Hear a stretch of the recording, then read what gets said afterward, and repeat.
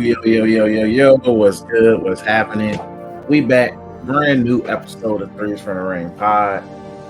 Good to see you guys. Keeping to the content. We back at it. Been a minute, but hey, work life sucks. But working on my balance either way when it comes to it. But this your boy Chris J.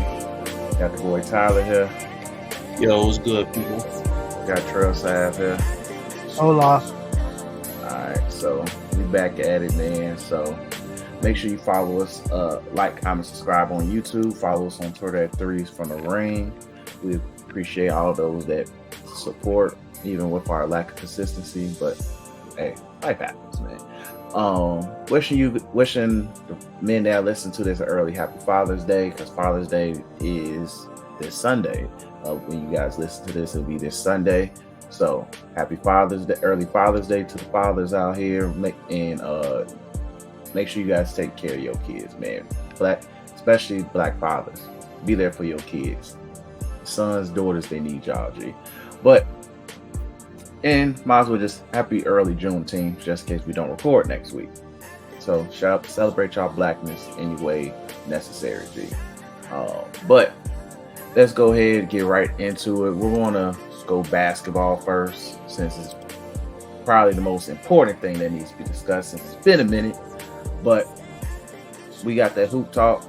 We're like 2 games into the finals. By the time you guys listen to this, game 3 will probably be on by the time you guys listen to this, or whichever way. But Celtics versus Mavericks is the finals. We're in game 2. Celtics up 2-0 right now, and it's been, like, based on our conversations outside the pod, the Celtics are doing what they're supposed to do, you can arguably say. Or you probably utterly surprised because you thought the Mavericks was for the culture team, and Kyrie ain't doing it for the culture, and the culture's cursed, as I always like to say. So, but overall, it's Celtics up 2-0. My initial thoughts on this series right now is, yes, I believe I picked the Mavs in 6 or 7. I don't remember. I gotta look back at the chat, but I was one of them people that did say, if the Celtics do what they're supposed to do, which is be the best team in the league, come in focused, and take teams very seriously, and not do what they did with the Pacers, which was a lesser team, of course, but have competitive games. Do what they did against the Cavaliers. Didn't have their best player towards the end of the series, having competitive games. Even lost a game. And then same thing with who they played in the first round. Miami, no Jimmy, and still lost the game and playing with their opponent. They should literally win the series, no problem, with a smooth gentleman sweep. Right now, we're looking at the gentleman sweep, but anything could change because the Celtics are the Celtics, and you don't trust Jason Tatum-led teams. So, but honestly, I'm not surprised. Like, the Celtics are taking the Mavs seriously. Defense, perimeter-wise, is looking immaculate. Like, immaculate. Luka and Kyrie's both. Oh, shit. Before we get you guys recorded, you look at that nature screen. He's going through. Well, I don't want to say what he's doing because Nintendo might literally permaban this page, so I'm not. But if you see what he's doing, you see, you see it. So I'm not going to say what he is doing, but you see, and he's going through it. But either way, the Celtics doing what they're supposed to do. They put it on a defensive masterclass on Kyrie and Luka. Yeah, Luka's stats look cool. Look like he's the only one out there, but that man is averaging, I think, 8 turnovers between both these games so far. And Kyrie's just pretty much put in the master lock right now, and he's just getting his ass kicked. And nobody else is doing anything, and Jason Kidd stopped playing Max Cleveland. But the Celtics doing what they're supposed to do. Probably the more shocking thing of the series is I said that Jason Tatum needs to be Jason Tatum, and he isn't being Jason Tatum, but he's affecting the series, but not in a Finals MVP match. Shout out to Drew Holiday. Shout out to Drew Holiday with that, and Kristaps Porzingis, who came back and got hurt again in game 2. So Porzingis' effect is being seen, but it's just really the defensive masterclass that I'm seeing from the Celtics that I'm impressed with. Like, this is what they're supposed to do, and they're doing it on top of the fact that they remember getting sent home by the Warriors, who I felt they should have beat the Warriors 2 years ago. And last year, I don't even know why they didn't return to the finals. And then going in this year, they were a team on a mission and looking like the mission's about to be completed. That's what it's looking like. But I'm not going to totally shut down the Mavs until probably tomorrow if they lose. But if they win tomorrow and it makes a difference, especially if Porzingis doesn't play or Porzingis looks hobbled, that's going to be my deciding factor in terms of what happens for the rest of this series. So, because Porzingis, like even when Luka, Kyrie, or even somebody gets to the rim, it's legit rim protection and athletic rim protection that makes it easier. You can't just get around Porzingis like that. And even just his offensive presence, because he's taking Lively's, taking Gafford out the paint, which is making it easier because Luka, as much as he was well defensively these playoffs, the Celtics do have way better perimeter players that are secondary players who can attack him well. And plus, they actually doing a better job hunting him compared to other teams in the West did. So it's interesting right now, but like I said, Celtics doing what they're supposed to do, but I'm not totally counting the Mavs out yet. So, Tyler, your thoughts on the series so far? Pretty much in line with what you said. I was of the belief that I had the Mavs in 7, but as we see currently, they're struggling in certain areas, and it's showing. The Celtics, like I was telling people, this, like you said, the Celtics should win.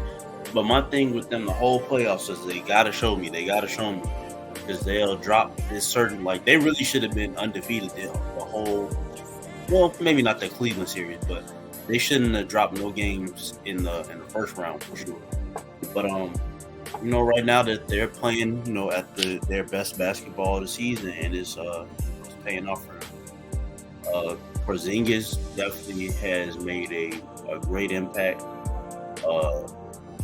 I think Jaylen Brown is, putting his money where his mouth is too. A lot of people were saying that, he's been talking a lot of shit or, acting a certain way, but it's like, he got the bag and he's putting in the work. So, shout out to him. The Celtics are just I would say, currently constructed, a better constructed team. They got all the defensive pieces. They got enough offense to win you games. Even when defense isn't at its best. But they're playing to their strengths right now, and the Mavericks got to find a way to make some type of adjustment so they can stop putting the ball in the basket. That's one thing they've been struggling to do. Kyrie, he's been off these first 2 games. Like you said, Luka is turning the ball over at a high rate. He got to stop that. He got to find ways to get other people involved without throwing the ball away. Somebody else for the Mavericks has to find a way to step up and pitch in too. Like, they can't just be on Kyrie and Luka offensively. Like, granted, those are your guys. Sometimes you live and die by your stars, but this is a series where the other team is deeper than you, so you have to find a way to, get somebody off your bench to come in and give you some solid production. Like you said, Maxi Kleber, like, probably shouldn't be playing him the amount of minutes that he's been getting. I like to see Tim Hardaway get in there and get some more minutes. I think he could be effective on both ends of the floor. PJ Washington, you gotta pitch in. Just guys gotta just pitch in a little bit more. I chalk up that first game honestly to maybe like it's first game jitters. A lot of these guys are new to this type of playoff atmosphere, that, to the finals in general, so it's a new experience for damn near everybody on their team outside of Kyrie and Jason Kidd. So I don't think it's over for them just yet. Like I said, depending on what happens when they play again tomorrow. Yeah, tomorrow night. Depending on how they look tomorrow night, I would hope that they Mavericks find some type of wherewithal to pull a win out and just take it from there because it's the finals. You only can take it a game at a time. But I don't think it's over just yet. But again, they're in the position that the Celtics had me in at first. They got to show me something because right now it ain't looking too good.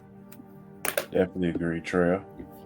I think if y'all can hear me, please. Yeah, you good. Yeah. Good. Okay, I think I agree with both of y'all, but I think like the biggest problem is I think second is Kyrie not making shots. I think the biggest problem is their defense because you're gonna have to make these games sluggish. That's how you beat the Celtics. You beat them with pace, but you also you fight them niggas. You know what I mean? Like they're gonna shoot an abundance of threes, but if you make it hard for them, they're gonna miss a lot of them. Luka did in game 2. Luka did. He was cooking them niggas. And he missed a lot of free throws. He got a lot of turnovers, which kind of lost him that game. Kyrie didn't play too good either. And the role guys ain't play role players. But as I always say in like playoff games, okay, role players can win you a couple games. Final series, maybe. The final series, it should always be your starters. Mm-hmm. And if it's one dude taking the brunt, it's one guy taking the brunt. I don't think I ever seen a star player or the best player on a team aspiring to win a championship who is bad as defensively as Luka Doncic is, bro. Luka Doncic is abysmal, and they all attacked him. I thought they was attacking Kyrie, which sometimes Jason Tatum would get Kyrie on the switch. Kyrie might have to foul. He might get brushed in. Like they was attacking Luka, and Luka was a cone. Whole, especially game 2, he was a cone. It was bad and it was blatant. And what can you say to him? Because he's the one who got 30 freaking points on the court. So I don't think Tim Hardaway Jr. is the end all be all. I do think he should get some reps, but it was a coach's decision why he didn't play game 2, and it's probably gonna be a coach's decision why he don't play game 3. I don't think Max Cleveland should be in the game either. He just can't stay in front of them. You have to rely on Derrick Jones Jr., PJ Washington, Gafford, and Lively to be a wall. The good thing about Boston is they switching, and whoever gets switched on can defend. You can't attack Porzingis like you attacking Rudy Gobert. No, it ain't the same. It's a difference. He's more mobile. More mobile. You can't. Drew Holiday is the best on-ball guard defender in the league. No matter what anybody say, it's still a shame that the Bucks traded this man for a bag of chips, bro. It should have been Middleton. Can't go back in history. But that GM, you traded Drew Holiday, got Dame as he got older, and you had Doc Rivers as a coach. That is a fireable offense. It is a send you to the crib. But just other than that, I think Dallas they just have to fight. You go down 3-0, you lost the championship. Feel like nobody came back from a 3-0 lead. My nigga, today ain't marking history. You ain't got enough oomph for that. So don't go down 3-0. You at home. The whistle will be on your side. I don't know how to solve the Drew Holiday problem, but I think the best way to solve it is to make him the playmaker, because Drew Holiday is better as a glue guy than a ball setter. Every time Drew Holiday has success, when he has success with Milwaukee, the first chip, even though they used him to generate the offense, most of the time everything was running through Giannis. Mm-hmm. And Drew Holiday was able to be the menace that he is, and they want to chip off that. When he was with Rondo and out in New Orleans, when they clapped Dame and them up, it's because Rondo was setting the table for and look, them niggas couldn't have got fired Boogie and get injured. It wouldn't greatest what if of all time scary. is G. The It greatest wouldn't what be if scary. ever, bro. It Greatest what would if have been ever. really, really scary was for the raw. Warriors. Because the Boogie's a Warriors kid. had Look. nothing for them two bigs, bro. Nope. Nothing. Looney didn't emerge yet. So Looney I about just to be Even if he asking- did, Looney about to be in the Indeed asking deliver packages soon, G. So look, man. but again, I think them putting Luka in so many plays, so many actions, so many situations is cooking him. He is a cone defensively. And again, what can you do to fix that? I don't know. I'm not a coach. It's not much. Like it's tough to hide him, and then this is the thing. You can't hide on a. can't hide. That's You can't hide him the on this thing about team. the Celtics because you Like, can't hide him on yeah, too many good plays. like if you can find, and I always say this, it's how they're setting him up to get on Tatum and Brown. More importantly, because like, yeah, I'm pretty sure they're trying to tuck him around Holiday or Derek White. Like at best, that makes the most sense. Like but it's how they're doing it because it's how they're doing the switches. It's like either you're gonna end up on a big, which I'm like, I'll take my chances on Horford, my nigga, or you end up with them. So it's like, damn, G, we screwed. So it's kind of immaculate. I'm gonna give Mazzulla credit in terms of coaching for that, and he can still kiss my ass for that statement. Like, nigga, it's two black coaches. That's at the moment, bro. But anyway, he said something about well, what about the Christian coach? I'm like, all right, bro. Like, look, I that nigga is faith to his socks. I respect it, G. I respect it as a man of God myself. I respect it, but G, black coaches, man, we don't get these moments. But his last name is first two black coaches. Huh? They not the first two black coaches. They not the first two, but it's been a minute. 70s or something. It's been a minute. It's been a minute. That's the best way I can phrase it. Because for all we know, it's been a while. Like I can't even think off the top of my head. It's been a good while, honestly. Since we had like two black head coaches going head to head. Either way, but he's came up with a good scheme to ensure Luka ends up on one of the best, whether it's Tatum or Brown. Like, and of course, it's working. Like I can't be mad at it. So it's just either you gotta, I hate to say it, deny the switch, which in 2024 NBA, that's a sin in itself, or hey, y'all rest double team and Godspeed with that part. You better just hope them this.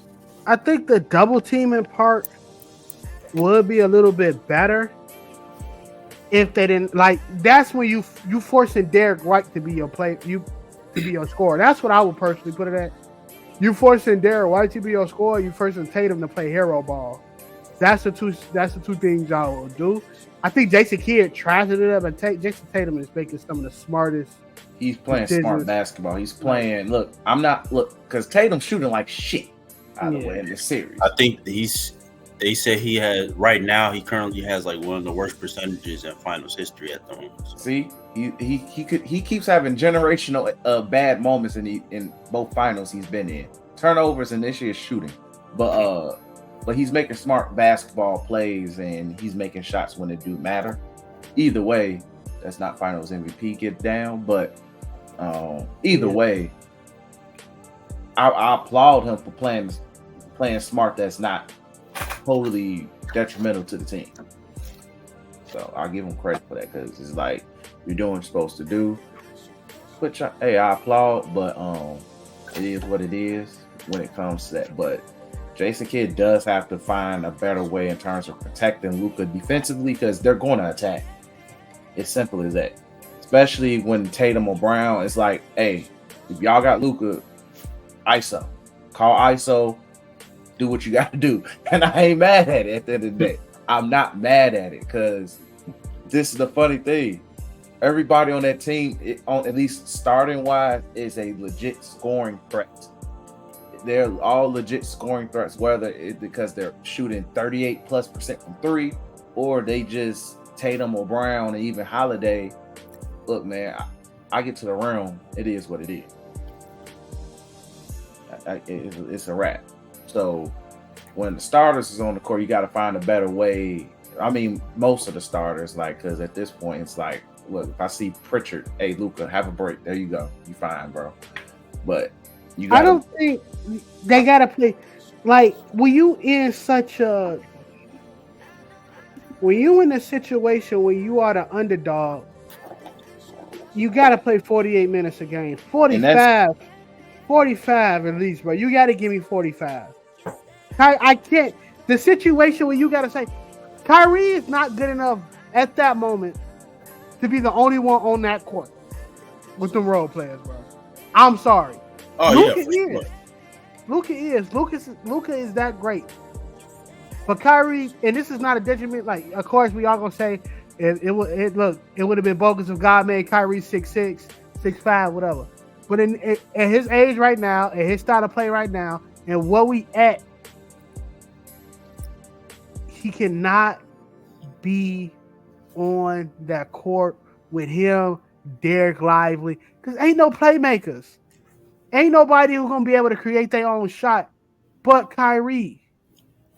Mm-hmm. And like Derrick Jones Jr. was fantastic in that Maverick series and in the OKC series. T-Wolves again. I mean, yeah, T-Wolves series. Again, though, you cannot rely on a nigga like that to win you games. If the role player won you a game, you escaped that game. I.e., Drew Holiday winning the Celtics the last game. They escaped it. Towards the end, the league got a little tough. But that fourth quarter, Jaylen Brown and Tatum knew, hey, look, we won this game, and they took it home. But like for Dallas, you have to keep both of them on the court. Kyrie have been in this situation before. Beat the greatest team ever assembled until the next year. You have to play those minutes, bro. You have to. I don't care how tired you are. You have to give it your all. Yep. You can't sit there and Kyrie can't be on the court. I mean, on that, unless he in foul trouble. But he need to be on that court 45 minutes at least. This is carry job time. Yeah. This is you, because this is the funny thing. I've seen times where Kyrie not on the court, and Boston still got their 5 starters out there. Or Boston got their 4 starters out there and Peyton Pritchard. Or Boston got 3 starters. But Boston has at least 2 starters out there every goddamn minute of that game. That's poor minutes management right there. Yeah, they gotta if you're gonna match minutes, regardless, I'm a firm believer. If you're gonna you keep both of your guys on the floor until the other 2 guys, which is Tatum and Brown, is off the floor. That's you matching. Like, I'll take my chances with Brown, White, Holiday, Horford, and Pritchard, or some combination of crap like that. Rather than it's just instead of like, all right, Luka, you go against the 4 niggas in Peyton Pritchard. Like, gee, no, that's not how this works. So you please do better when it comes to that, because that's what separates things right there, is how you manage your stars minutes against the other competition group. They got to get, like, that's probably the biggest key right there. Like, you can only stagger both of them together, especially when they are both your primary playmakers. You're not playing Tim Hardaway. He's the only other dude on the team who can create his own shot somewhat, so and then again, like, this is a terrible matchup for Dallas. Yes. And it is a favorable matchup for the Celtics, because Dallas ain't running. The reason Indiana was able to steal one, because Indiana played they wasn't able to steal. They should have stole like 2 games. They just did some idiotic stuff in the games. They played 46 minutes, and then they didn't get swept, right? They didn't get swept. They did get swept. They should have swept. Yeah, they should have won 2 games in that series. One with Halliburton, one without. They literally jagged at the end of each game. I thought it was the first game that was real close. They should have won that game. And then it was another game. Rick Carlisle. It was another one where Drew Holiday literally just took the ball and said, "All right, man, game." Oh, okay. I didn't. I thought they got one. No, they got swept, but it was a competitive sweep. But what I'm trying to say is, and with the Cleveland game too, them niggas run. Like one, this shows you how great Donovan Mitchell is. He took a game by himself. He definitely did. Darius Garland, Evan Mobley was nowhere to be seen. Talking about that 50-point game. I thought they lost. No, it was one game he did win. Before he got injured. He did win before he got hurt, and then the funny thing is, then Garland and Mobley almost won a game themselves, and then the Celtics said, "Hey, no, chill on that. We're not letting y'all do that."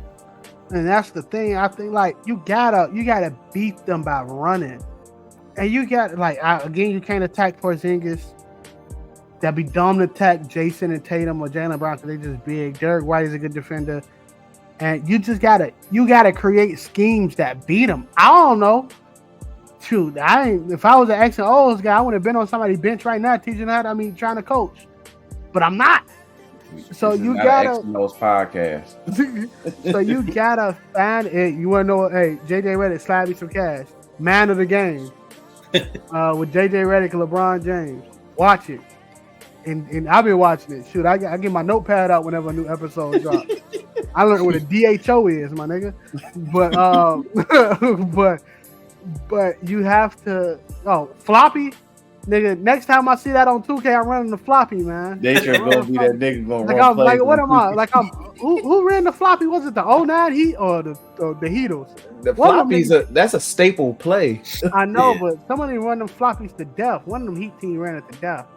It probably was Brian them Heat with Ray Allen and Mike Miller on the side. Action. Because I watched B-Ball breakdown, and when he used to break down the Heatles era, they said, "Here's a floppy action." Another floppy action. Shout out to B-Ball breakdown. Look, I can't wait till they do the Heatles documentary too. It'll be fire. Oh, yeah. Yeah, it'll be fine. But either way, but yeah, at the end of the day, they just gotta figure it out, man. But let's go ahead and move on. Lakers. So the Lakers coaching search the past month since Darvin Ham got fired out. Who got a job now? Darvin Ham is Doc Rivers' top assistant. So Giannis is a step close to getting his man's back.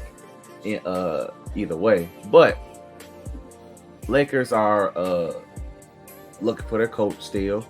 They have no man, but JJ Redick is still top. Well, JJ Redick was the top man until this week, where last week until we got a watch bomb saying, "Hey, the Lakers are interested in UConn head coach Dan Hurley." Dan Hurley is a two-time NCAA champ. Shout out to him and all of that. What he's doing over there in UConn. Respect for storing the feeling over there. The Lakers was interested. He had an interview. They flew him out and everything, and offered that man $70 million, which is a lot in terms of coaches. I think they said that would have been top 6. The man pondered on it and said nah, and said he's gonna return to UConn, and they probably gonna throw that man $100 million to deal with kids who are getting $3 million as soon as they step on campus. So God bless his heart when it comes to that. Either way, which leads the Lakers back to who's going to be the coach. Is it going to be JJ Redick, or is it going to be James Borrego? They might end up hiring me, Tyler, and Trail. So we'll see. Third from the ring coaching. Suicides, man. Hey man, LeBron going look, man. I'm just going to tell LeBron, just give me the clutch contract, G. We good, bro. And move on.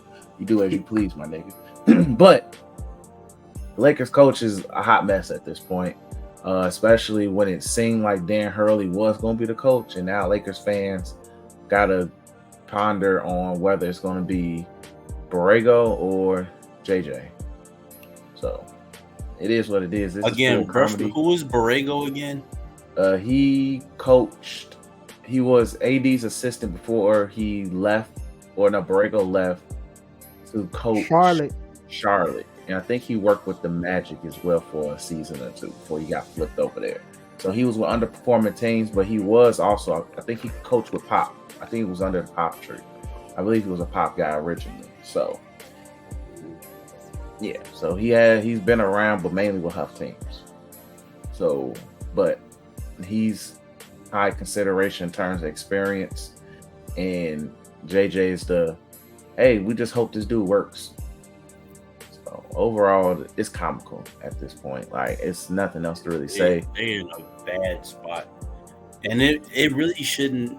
You should have really just kept Frank Vogel, bro. You should have just kept. It goes back to that, but hey, it goes back to that man Rob Pelinka doing a horrible job in terms of roster management and coaching management. He doesn't need to be on anybody's front office, bro. Look, man, his only client was Kobe Bryant, G. Kobe damn near sold himself. Exactly. He didn't need that nigga. He went into Jeannie Busting them office and said, "Hey, it's my last 2 years. Let me get this bread, or I'm gonna have to pull out." That man told them, "I'm gonna pull out to the Clippers before." They gave that man a contract. No, they traded Shaq. Then the man threatened, "Send me to Chicago, man." And they said, "All right, bro, we'll get you Paul." So Kobe had them niggas by the ball straps for years, but forever. Kobe was running it better than they were. Either way, point is, they're screwed. Because either way, whoever you hire, probably the same scope gonna happen. Make the play in, might sneak into the 6th seed for all we know. Who knows? But look, man, you just can't win with LeBron at this point of his career as a top 2 focal point. And as this is coming from a LeBron fan, it's fine. He can't be your top 2 focal point of your team unless you just have a amazingly put together team. I think Bron can still be the second best player. Yeah, except if you depending on the team setup. Yeah, I just think they don't know how to evaluate nor develop players. They don't know how to get the best out of certain players or what maximize strength. Like, when they overvalue Austin Reeves. If win the league, you should have sold high on that nigga when you had the chance, and just keep D'Angelo. Because the thing about D'Angelo is, of course, you can. He can shoot better than Austin Reeves. He needs shooting. Like, I don't. There's nothing Austin Reeves can do on that court that D'Angelo Russell can't. It's just that simple. Like, I don't know if that was like a Bron, keep this white boy by me, I like him type move. But I want to go high on that nigga when I got the chance, bro. You know LeBron white boy factor is different, G. Shoot, like, especially if you don't keep D'Angelo, because they don't complement each other. They don't complement each other well at all. Because both are not good defenders. I would say probably Austin Reeves tries harder defensively at least. But other than that, like, they're arguably skill set wise the same player, damn near offensively. Like, I would probably say Austin Reeves has the higher basketball IQ offensively than D'Lo, but at the same time, D'Lo's the more talented offensive player. But they both do the same shit. And one is just slightly better defensively because he puts forth more effort and at least knows how to place himself, while D'Lo is turnstile, but it's just like he might get you one random, tip because he's at the right place at the right time. But yeah, either way, the point is roster needs to be fixed up, and that once again, everything goes right back to the man who lives off Kobe's legacy, Rob Pelinka. Everything goes back to his ass. So it's just you did this, my boy. You did this, and look, you made Magic quit, G. You snaked Magic, G. Again, if I'm Genie, I understand that, but Magic lured LeBron to LA. He did. Mind you, right? LeBron had 3 offers. Well, 4 if you count Cleveland. But realistically, of winning a championship, technically 5, but nobody would have went to Golden State. He had 3. He had Philly, Yep. which they would have won a championship at now. 2. Because LeBron already did win one with the Lakers regardless, but he would have probably won 2 with them. But they would have beat LeBron. They would have beat the Raptors that year, and if KD tore his ACL, they would have won that one. Just like what happened with the Raptors. Another one people don't talk about. Oh, Chris talking on it to the shorty. Another one they don't talk about is LeBron could have went to the Rockets with CP and James Harden. Yeah, right before. Guarantee he would have tagged Jordan. Guarantee he would have tagged Jordan. Yeah, I think they could have won a couple of them. I don't know how James Harden would have felt, but like you got to think about it. Bron on that team with James Harden and Chris Paul, too many ball setters, but it would have worked out because LeBron is a really good person to a plateau. You know who they go. Still, Mike Budenholzer still not Mike Budenholzer. D'Antoni will still be there, so it'll be a lot of threes getting thrown. So they probably would have won something. But them teams like that, he went to the Lakers, and that Lakers team, no matter, he traded the young guys. That Lakers team, because if you look at all the young guys now, Lakers team was never built to compete. If you was to tell me out of all the young guys you see, and Alex Caruso was the best player out of that group, I would have fucking laughed at you. But looking back on it, Alex Caruso is the best player out of that group. People gonna say Brandon Ingram. He been baby KD for 10 years now. I don't want to hear it. I don't want to hear it. What has he done? One all you gotta understand, like, because I get where you coming from with it. It's like Alex Caruso is the best out of that group because, for one, his longevity. He don't get hurt. 2, he's another one of those glue type of players that you would need. Like, I'm not gonna lie, like somebody like like one of the, any of the playoff teams that played this past playoff. If any of them teams had Alex Caruso, definitely could have made a difference for him. But just like overall, like he's one of them system players that you just need. You need somebody like that. It's a reason why they've been trying to get him back since they let him walk. Yeah, because I forgot who the hell they were trying to pay. No, it was just Tweeking. Oh no, Russ. It was the Russ move that screwed everything up when it came to that. Yeah. Russ. That Rob Pelinka should have been fired off that legit. Yes. Like you can sit there and say AD and Bron talk to the man, but still you gotta be bold enough to tell him no.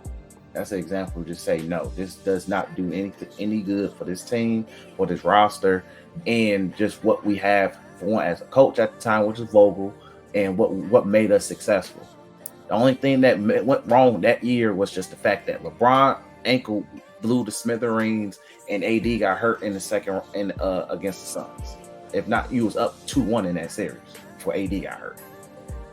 But so you didn't have to make a serious move. You was a fine team once everybody got healthy. That was just I call that the anomaly year of just like injuries occurred. You could have ran it back. The only person that wasn't going to return was Gasol, but you still could have ran that team back and been fine. But that goes back to Pelinka. You just got to learn to say no, bro. You just have to. At the end of the day, you just got to learn to say no to folk. But man sucks as a coach, and that's just the truth. But like I said, we hopefully will see where things go with the Lakers. We'll see. Like, God bless them. Either way, before we move on to wrestling, we're gonna have our WNBA discourse. But honestly, the WNBA has been product-wise has been very good. Like, I will give it its credit. Like, I've watched more WNBA games this year than like I was starting to watch more the past few years, but this is the most I would wholeheartedly admit I've watched. I probably watched like 3 Caitlin Clark games, to be honest, because I'm tired of this.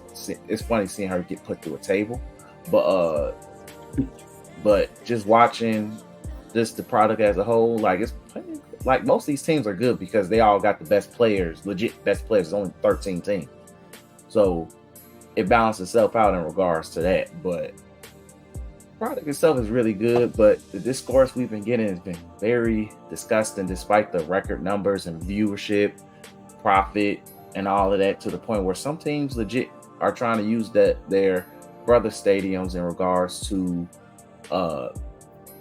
for bigger spaces, for bigger venues, because they selling out tickets that crazy. But the discourse has been nasty because of one, Caitlin Clark, rookie of the Indiana Fever, who's been consistently either A, good, or put through a table by her teammates in various ways. And she's definitely getting the hello rookie moment. But the discourse around it is just, it's comical, ranging from, oh, you got to make her look good, to they're picking on her, to maybe she just ain't it, and all of that. And it's comical, but it's also the moment that some people have been wanting.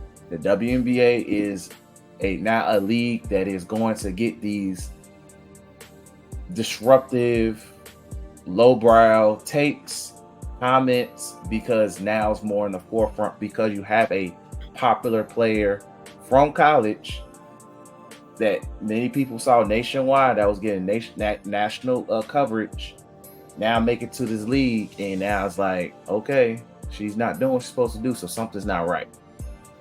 And it's comical, but it is what it is. Shout out to Daytrail. I think he just did you succeed? It looked like you succeeded, bro. Oh, Dog. Steady getting beat up by Ted, man. Gee, my man's can't catch a break, G. He can't catch a break, G. I'm listening to you because I got some shit to talk about that. But go ahead, my bad. I know, but I'm just opening up the conversation. But yeah, so, and just my thoughts, because I'm trying to be careful with it. Two things can be true at the same time, regardless with it. Yes, Caitlin Clark is a star, but she's also a rookie. But we also got to remember, I'm going to use the classic, when LeBron came in the league, Darius Miles and Ricky Davis said that he's here to give them the ball. So, yes, the WNBA players who've been succeeding, like the Aja Wilsons, the Diana Taurasi, who's legit the OG of, like, borderline the GOAT of the game at this point. Diana Taurasi, Brianna Stewart, and Sabrina Askew, those players who, like, hey, we've been here. She hasn't, but we respect her for putting more of the spotlight on the game, but she got to earn it. This type of game where you got to earn it. And people are starting to see that, and it's like, oh, this is what we didn't think we was going to see. And it's comical in the manner in regards to that. And I'm not mad at them having that, hey, welcome rookie moment. It's going to happen. It happens in every sport, male or female, welcome rookie moment. It is what it is. The discourse in itself is just, some people just overdoing it. The race wars, the sex wars that's coming out of it on social media is disgusting to see, and it's annoying. But also some of the coverage itself don't help, especially Stephen A being Stephen A. I'm glad I haven't heard Shannon Sharp say a word, but it's just Stephen A's comments is OC. Other people's comments is OC with it as well. But it's, both sides have points, don't make all sides true either. So that's just my thoughts. Either way, she's having a rookie slump. She's having the moments where you see what she was doing in college in Iowa, doing her thug bizzle, dropping 25, 20, 30 points with ease. And then you see the nights where, look, she getting put through getting tossed into a car windshield with by some great defenders. It is what it is. That's the game. Like, nobody's gonna be perfect coming in as a rookie at all, especially with how the game is presented. Like, the only person who came in a rookie, I think, in the WA to totally like be dominant from college to the game was Candace Parker. Yeah. And even then, like, it took her a while to even win a championship on top of that. But it takes a moment. Plus, she's showing a reason why. And plus, the Indiana team has been bad, like notoriously bad. Like, even I know they were notoriously bad because they constantly cut their top picks after they draft them sometimes. So it really is. Like I remember it was a big deal that they cut their top pick, I think 3 years ago. So come on now. Either way, that's the game. Shout out to and also before people get mad, be like, what about Angel Reese? Angel Reese is doing fine, but also just to say she's better than what's her name isn't it, because Angel Reese plays like Ben Wallace and it's pure hustle and grit. Hey, shout out to Angel Reese. She part of the city now. Yeah, she don't know how to finish the basketball, bro. That was when I said like that. Whenever she gets and pray for a foul. Yeah, like I said, she plays like Ben Wallace, while foul merchant, G. But it's not a bad thing, G. It's not. They all finding their way, man. They figuring out how to get to it. Like that's people wondering why she wasn't the number one pick, because she has a very ugly game, G. He has a very ugly grit and grind game. She plays like Ben Wallace, G, and it's fine. It is okay. Ben Wallace is a favorite, man. So she on the way. That's why the Brazilian girl was the number 2 pick, because she's the better player. She's just been hurt, and y'all going to see it eventually. It's just Angel Reese is the personality, the superstar presence. Hey, and she's doing what she's supposed to do. Her and that whole rookie class is hooping in itself. So shout out to the whole rookie class. And that white girl, Jimmy Butler's coming for you. So Jimmy Butler coming. You talk about Sir Binks. Yeah, Cameron Brink, whatever her name is. Yeah, Jimmy Butler coming. The man said, "Hey, look, man, I'm considered purple and gold, man. It is what it is." That shit crazy. That man's a sicko. Niggas think he talking about the Lakers. Nah, he talking about getting in that, man. That man said, "Hey, man, purple and gold." Oh God. That man's a sicko. But niggas like, oh, bro, he talking about the Lakers. Nah, Pat Riley have him killed. 2, he ain't talking. Pat Riley gonna smoke Jimmy G. Crazy. Kill that nigga. You talking about smoke? Fucking murder that nigga. He said, "Look, bro, you're not working with them. Ain't gonna happen." But Tyler, before I let Daytrail ISO your thoughts on the entire discourse. Just to keep it a buck about like just the basketball side, because that's really the only thing I care about is the basketball in total. I guess it's some good basketball being played. Like this is definitely, the numbers are showing like this is one of their, if not their highest rated season. You know, this rookie class, a couple people made this point, but like this rookie class is very important to the future of the NBA. Not necessarily that every single one of them has to be stars or, anything like that. But this changes a lot for just the way that they're promoted, the amount of money that they could potentially start to make. And then just the almost, I wouldn't say a makeover, but you're adding more to the brand. You're adding more to the brand coming in with this class. And I think it's a good thing. Like it's a lot of positive through all the negatives. There's still a lot of positive coming through this. I'm happy for these women. I'm happy for the fact that that they're getting more exposure, that like they need it, like they deserve it, But on the flip side, people especially people that, for one, haven't bought a ticket, not gonna buy a ticket, damn near don't even tune in on TV to watch these games. It's like everybody got so much of an opinion on the wrong thing, and it's like, stop focusing on the negative so much and I get, I know the saying, all press is good press or whatever.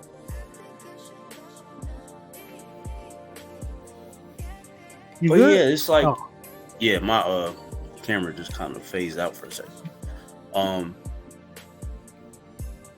They gotta just let it run its course. I think with the Caitlin Clark situation specifically, I don't think she's gonna be a bust.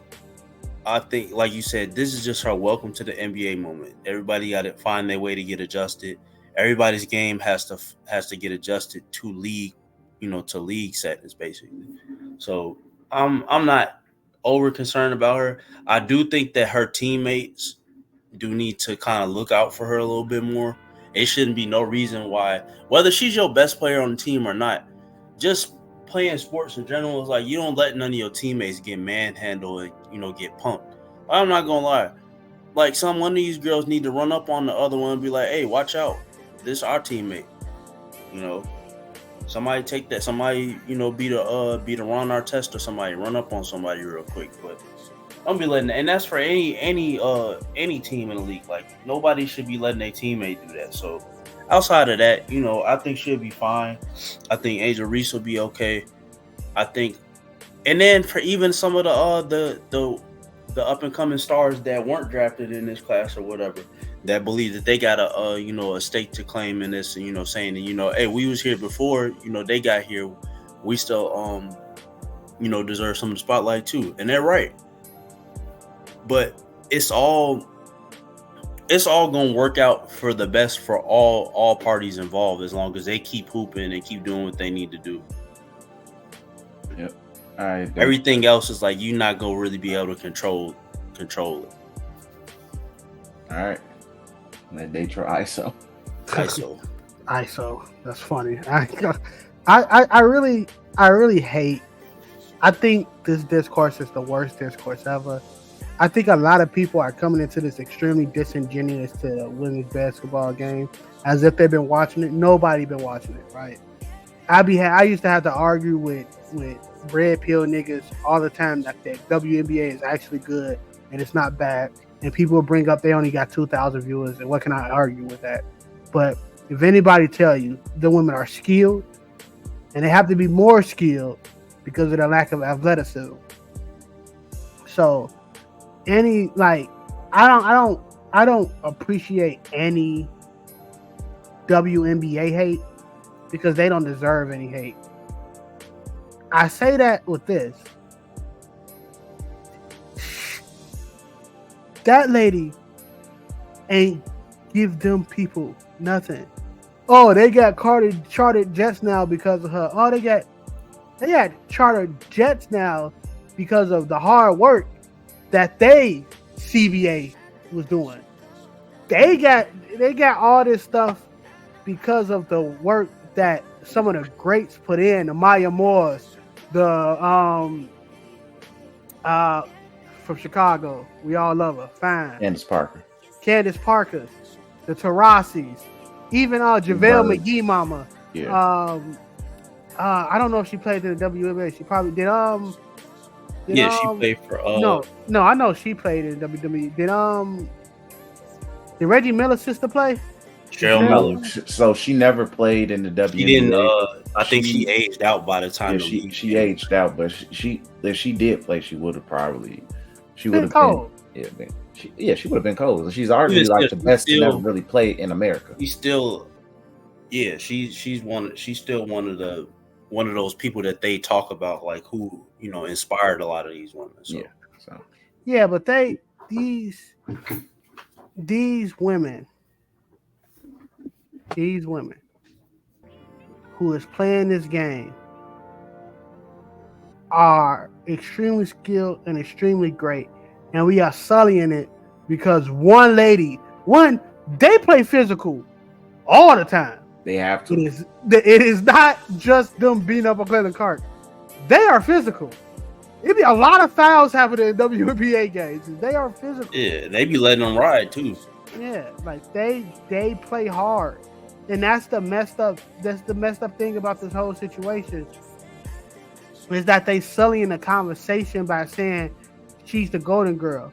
The Olympic situation pissed me off more than. Oh, gee, I purposely paid that no mind because I'm like, bro, I'm sorry, G. Somebody had to go. This is how you can tell even some of the bigger sports heads haven't watched it. Someone had to go on there and say, do you guys know that they tried out for this Olympic team 2 years ago?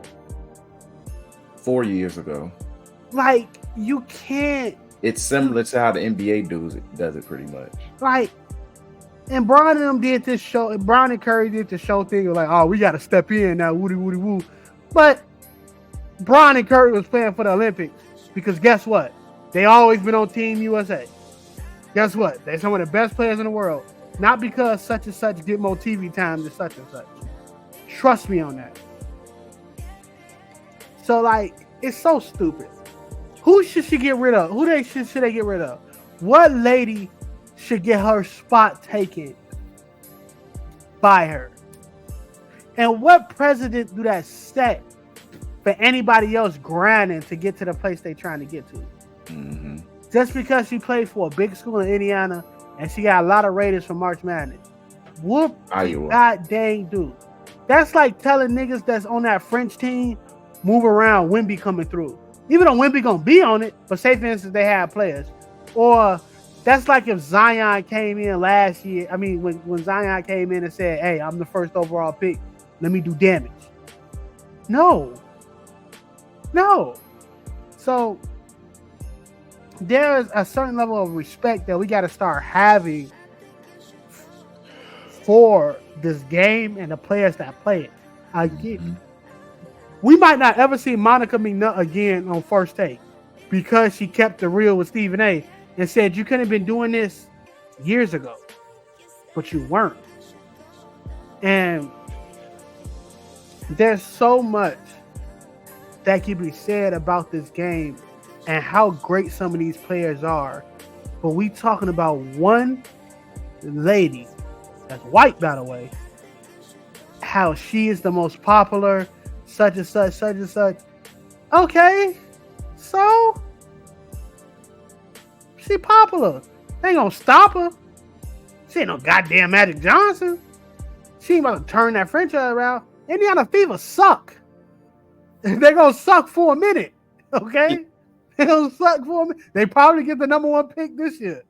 Hey, they get Juju. They're gonna really be a look. I think Juju's way better than Hey, I said that's a whole different conversation. Juju Watkins is gonna be one of the ones. I'm telling you right now.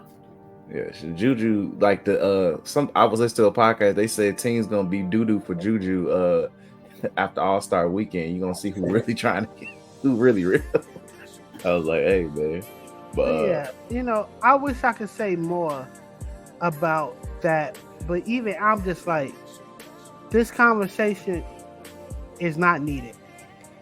There should be more respect for the women that play that game on a daily basis. And if you don't have no other conversations to talk about the WNBA, because the only reason you're talking about it because it's popular right now, so the only thing you talk about is Caitlin Clark, you just don't talk about it at all. Go back to talking about on First Take. One of the topics was LeBron James unfollowed Kendrick Perkins. Bro, that's why I don't watch that shit no more, bro. That shit don't got nothing to do with nothing that's going on. First Take, like, willingly. I haven't watched First Take. I probably haven't watched First Take since Kyrie left Cleveland. I mean, like, willingly, the key word being like, hey, like, I really want to hear Stephen A. Smith talk. It's background noise if I'm on at the crib at the time, but it's background noise when I'm making breakfast. It's background noise when I think I pay attention to First Take more during football season than I do basketball season and beyond. But that's whatever. But hey, but Stephen A. about to go on his hiatus soon anyway, because once the finals over with, that man disappears until NFL training camp starts. So ain't that a blessing?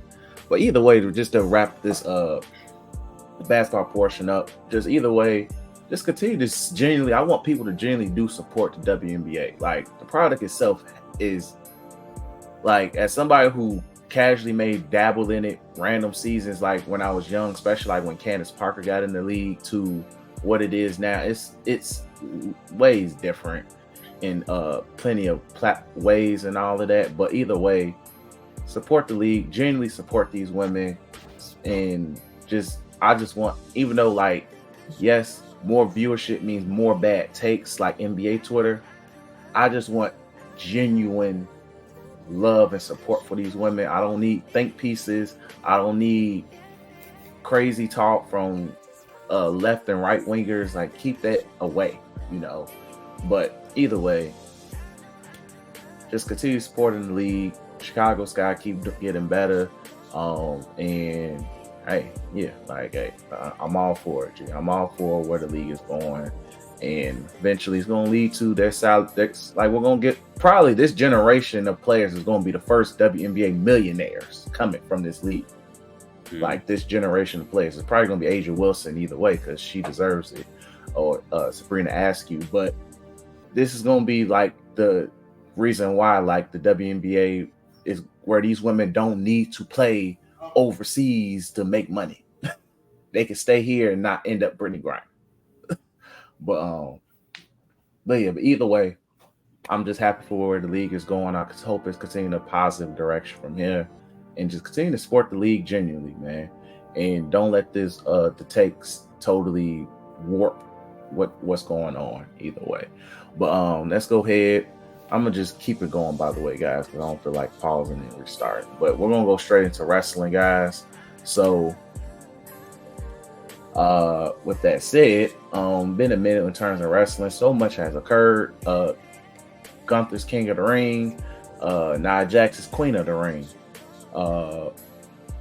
MJF is back from AEW. Ospreay is the Intercontinental Champ. Mercedes Moné had her first match, and now she's back to being fodder again because nobody really gives a damn. And yeah, so that's really what's going on with wrestling in terms of the quick catch up.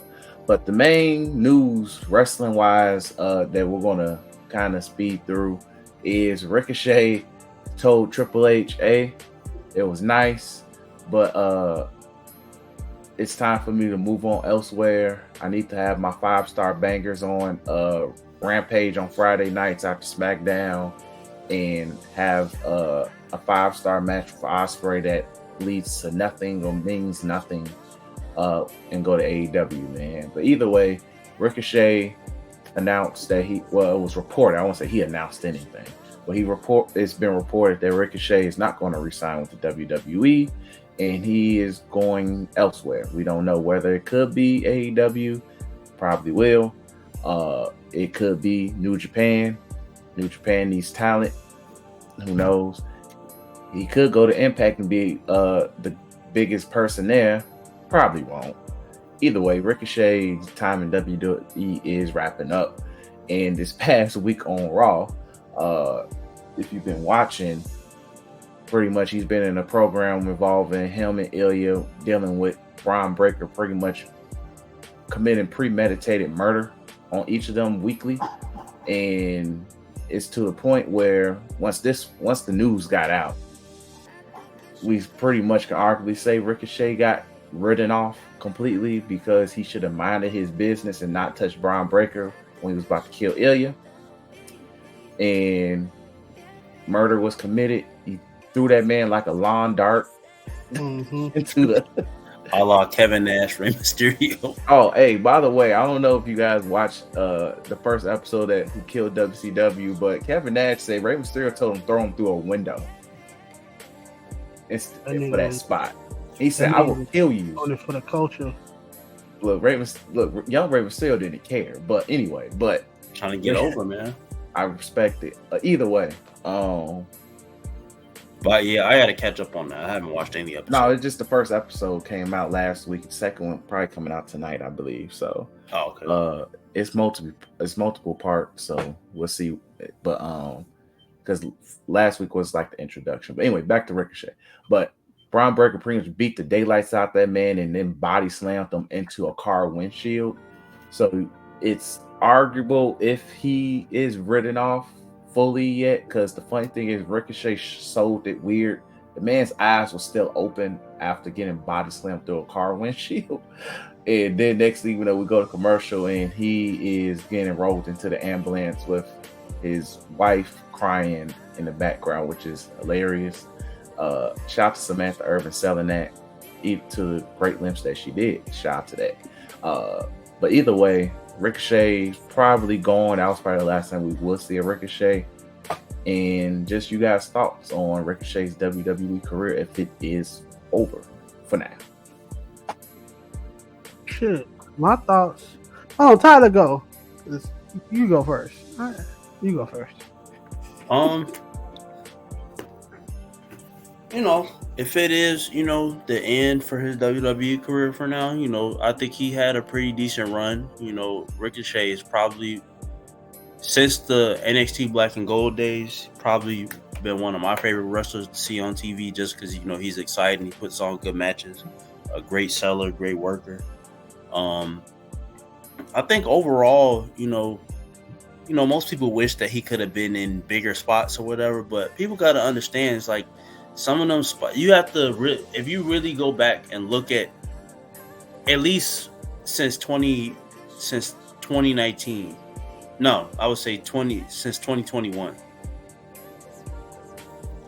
Everything has been kind of either held up by, certain world title scenes or whatever. He wasn't bigger than or as big as anybody in those, world title spots. Not everybody is just meant to be thrusted into them spots. And then you still have to realize, like, he still had great moments in the mid card. Like, he had a couple intercontinental title reigns. He had some United States title reigns. The North American Championship back when he was in NXT tag. I don't think he won a tag belt. No, he had some tag reigns. He had a couple. But yeah, it's like for what it's worth, he didn't have a bad WWE career. He was always very exciting for me to see on TV, and I appreciated his work, for the time that he was here. If he is going off to AEW, I think a lot of stuff that he did over here, he'll probably just go over there and do it on 10 with the same 2 to 3 people, for the rest of the, his tenure with them. But, it is what it is. People come. Wrestling is a revolving door. People come back, they leave. They come back, they leave. It is what it is. All right, true. I had really one thing to say, right? Ricochet, GOAT. Nothing. He didn't have a bad career whatsoever. Okay? Could he did more? Could he have gotten more? Yes, but look. The end era of Vince McMahon was fucking terrible. So we just got to deal with that. Again, it's terrible. So I just really wanted to say this. If that nigga get lost in a shuffle, I don't want to hear anything about anybody being misused ever again. My nigga, from everybody who got released and went over there, or who jumped ship and went over there, Moxley, Bryan. And you got to give Edge a legend thing. But can anybody tell me anybody else who has such a crazy tenure over there? I wouldn't even be mad at AEW starts saying these WWE niggas taking out place. It's really just Moxley and Bryan.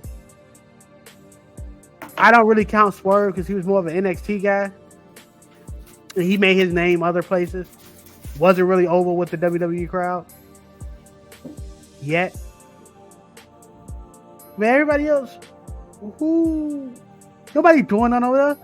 Keith Lee, I don't even think AEW got catering. Catering is their crib. Keith Lee at the crib. Hey man, that man's still behind. I'm doing something, man. Hey, Keith Lee still at the Hall of Fame, just behind the camera. Keith Lee at the crib. Aleister Black waiting for his contract. Look, man, that man waiting for that contract. They say that boy got 7 years. You might not see him ever. Buddy Murphy went from one group to another one. Like, it ain't, and I could be missing people, but they're really not doing anything over there. People get lost in the shuffle over there too. Because names are just, you have to go off names. Ricochet is about to have a gymnastic match with Will Ospreay, like they always freaking wanted. They about to do the flips, stare each other at the ring, flips again. But I'm going to say this. If that nigga left, and I don't know how Ricochet left. He probably did just want something new. But if that nigga left, because Ospreay told him, like, hey, we could do this again, let's go. And they do that match. And then that nigga lost in the shuffle yet again. because I knew he was gone. I don't think I put it in chat, but when Ospreay came, Ospreay did an interview, and Now, I that know what you're nigga talking said, about. Yeah, he said Yeah. that man. Ricochet he should be someone that's such and such over there. And shortly after we found out Ricochet contract is coming up, I'm like, I ain't stupid. Yep. Like, I'm nowhere near stupid. Everybody else is like, oh well, you know, Will Ospreay's right, you know. Oh, his contract coming up, but he will never leave. He is WWE life. I'm like, niggas, these wrestlers they play y'all for fools, dog. I know what that was. And as soon as we saw Ricochet contract up, Will Ospreay put a picture of them two niggas shaking hands, and Ricochet liked it. I ain't stupid. The nigga was gone. I personally pray that Samantha Irvin stay. I don't know why us people got a feeling Samantha Irvin dipping out. Yeah, that makes no sense. She's literally to do what over there? Like they already have. Once again, she's getting a bag. She's the top announcer. Yeah. Again. But just for her to say, what? Like, okay, we good, man. Hey. Exactly. So, yeah, I don't know. But I put, you know, again, I don't think any bad about Ricochet. I actually think he was in a stride right now that he could have been really something, just a little bit more patient. But again, I understand. He was in a lot of situations where we seemed like he was there, and then he got knocked down there, knocked down there. He was the modern day RVD, bro. Yeah. Minus the weed. He's extremely talented. Wherever he goes, he is going to like rock it. He's gonna have great matches. He's gonna get them Dave Meltzer 5 stars that he wants. Apparently wrestlers want them joints. And it's all good. Again, if he get lost in that shuffle, and if Tony Khan gives him that fat bag just to get lost in the shuffle, I don't want to hear it, man. I don't want to hear it.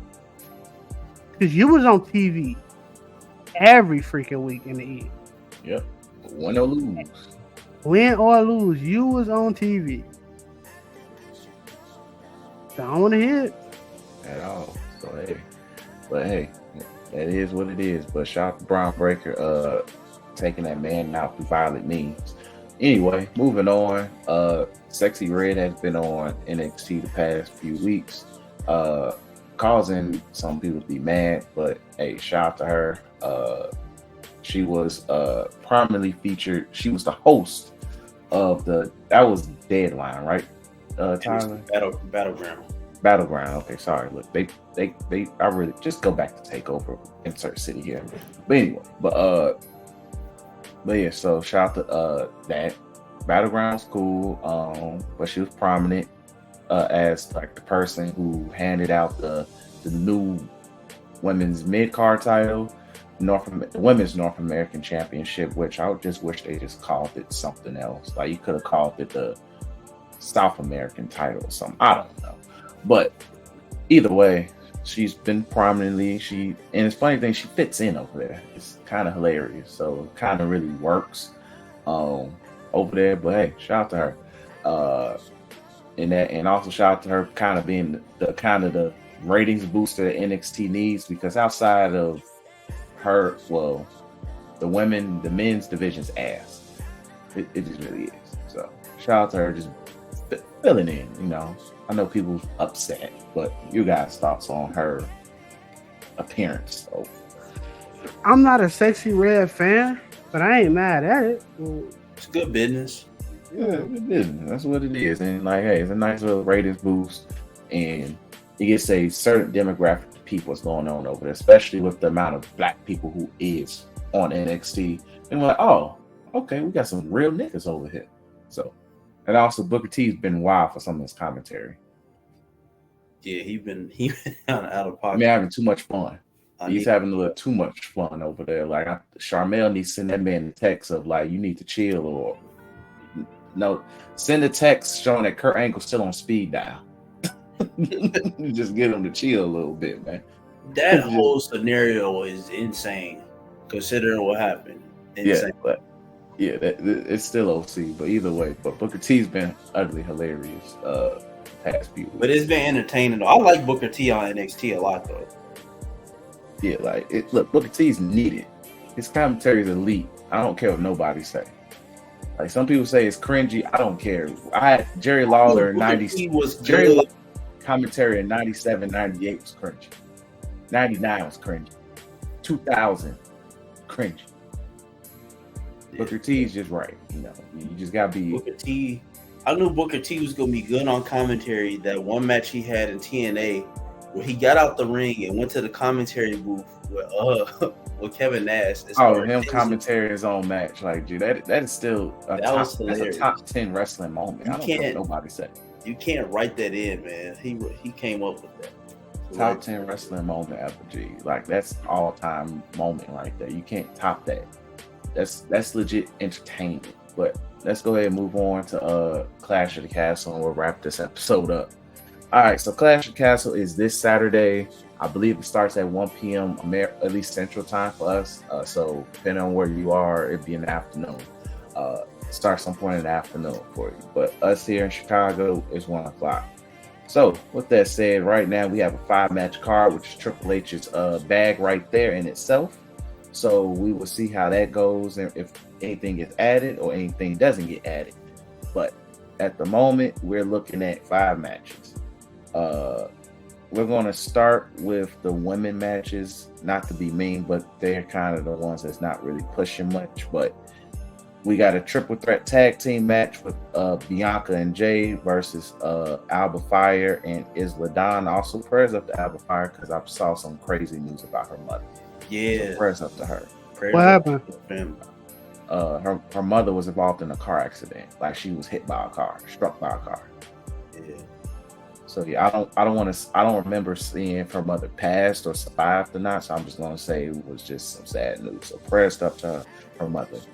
But yeah, so Alba Fire and Isla Dawn. So if Alba Fire performs, respect her. That's all I'm saying. Respect to her if she performs this weekend. But Shayna Baszler and Zoe Stark are in this match. Program itself been cool. Like just seeing everything leading up to it. I'm going with Bianca and Jay retaining, and I'm hopeful that Alba Fire and Isla Dawn just continue a program with those two specifically because they've been eyeing the tag titles for almost a year now. So yeah. Tyler, who you got? Of course, sisters with suplexes. I think they finished the match in dominating fashion again.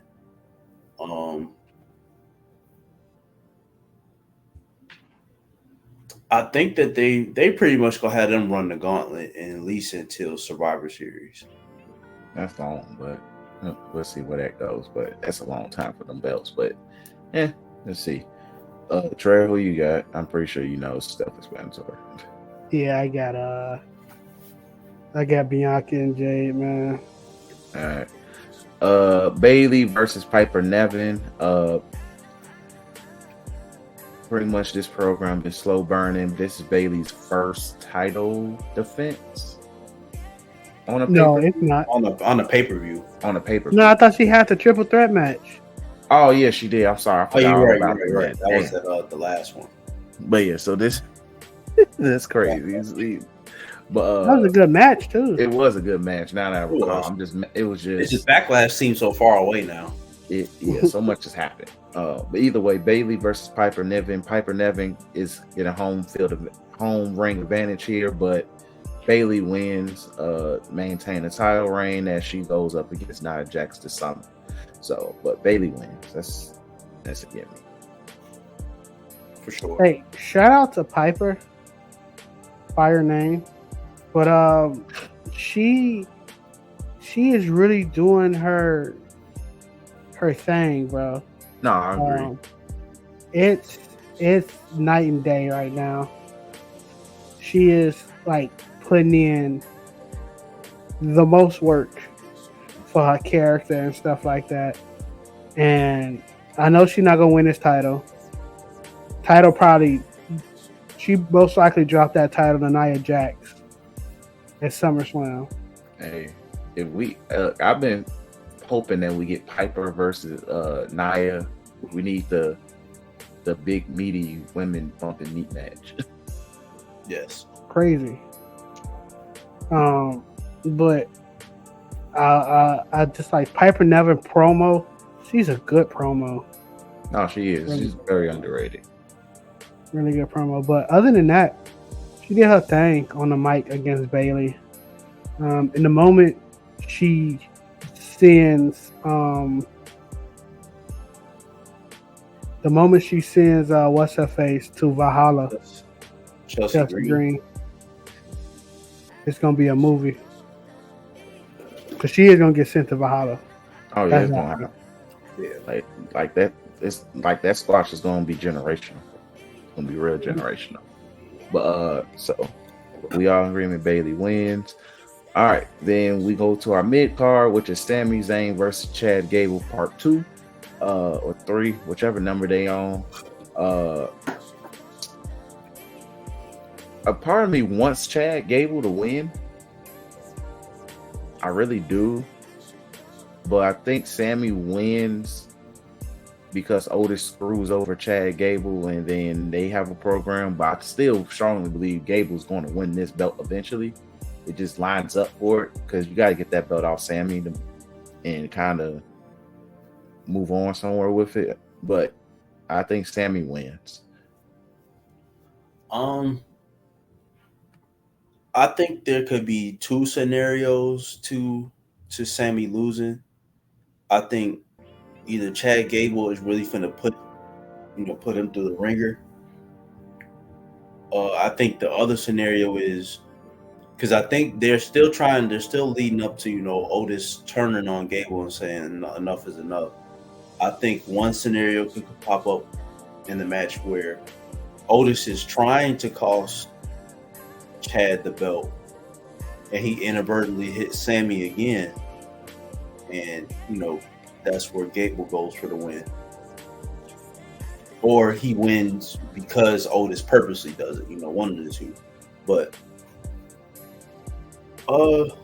like you said, I think Chad Gable should win this match, and they probably go back and forth until, because I think this is all leading up for one of them is dropping this belt to Braun before the year is up.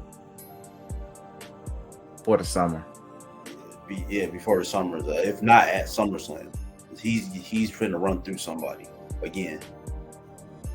Either Braun is going to win the IC belt or he's going to have Money in the Bank. Money in the Bank will be tough. I think the men's Money in the Bank ladder match might be really good this year. But yeah, I think Sami and Chad are gonna have a show that they finna put on a clinic, and it could go. Honestly, this match could go either way. I wouldn't be mad either way. Yeah, true. I think I wouldn't factor in Braun Breaker into things just yet. I think Braun Breaker still go through the him washing niggas route. They might to the moon that nigga. They saying he's gonna be a focal point, like for sure. Like in the once they make the move to Netflix, like he's right now the uncrowned face of Raw. So yeah, Raw stacked, man. Raw is stacked, guys. Quite beautiful to see too, because SmackDown needs some help with their divisions. But I see Gable winning. I might be wrong, but I see Gable winning this time. I think a title got to change that pay-per-view. So what title is that going to be? I don't know if Drew dropped it because of CM Punk. You haven't seen CM Punk in... It's a couple scenarios for that, man. Well, he was actually just at Battleground too, so. But he wasn't like with a live mic involved in the show, but So I don't But know. yeah, I think at least because there was no title changes at the last pay per view neither, so I think one title change would be fair at this one. Yeah. I think it's time. We'll see where it goes. Next, while we was on the topic of that, Drew versus Damian Priest. This probably will main event, but this is Main evented over the American Nightmare Drew is He home. was in the gonna I be Quit mad, match. Oh, well, I forgot that it's an I Quit match. You're right. This ain't main eventing. So with that said, that kind of changes things. I think Drew wins. I honestly think Drew wins. I really believe I think Drew wins. I think Drew wins, but I think this time he's only gonna hold it until Money in the Bank. I think he does something to ensure CM Punk doesn't get near the belt. I think CM Punk's gonna be Money in the Bank, and he's gonna make sure it's cleared. If he's not cleared yet, he's gonna cost him that belt at Money in the Bank. Yeah. But that scenario still works too. He'll cost him, vice versa, the Money in the Bank contract, so that he doesn't, get a shot at it at all. Yeah, because I think once Punk gets clear, because my scenario for Drew and Punk is it doesn't involve the belt, the belt, at all. Drew will have it before they, get to fight, but he's gonna drop it before they get into that feud. Like that's a blood feud. That don't have nothing to do with belts. That as well. But the other scenario is, I'm pretty sure they don't want to have Gunther versus Damian Priest at SummerSlam either. So you could, because that's your way of at least, if you want Gunther going to what you'll call it as champ, yes. Because I definitely don't want to see Gunther versus Damian, but because at this point you kind of have to break up the Judgment Day. You have to. So, but we're getting closer. So by then you can kind of just have an unfocused Damian because of everything going on with that. It's a lot of things you go, but it's just, I think you could finesse Drew winning, but you can still have Drew winning and Punk having a feud in some capacity. You just have to make it work, even if you have him hold the belt to SummerSlam. Right, because he could still cost him the belt at SummerSlam too. Exactly.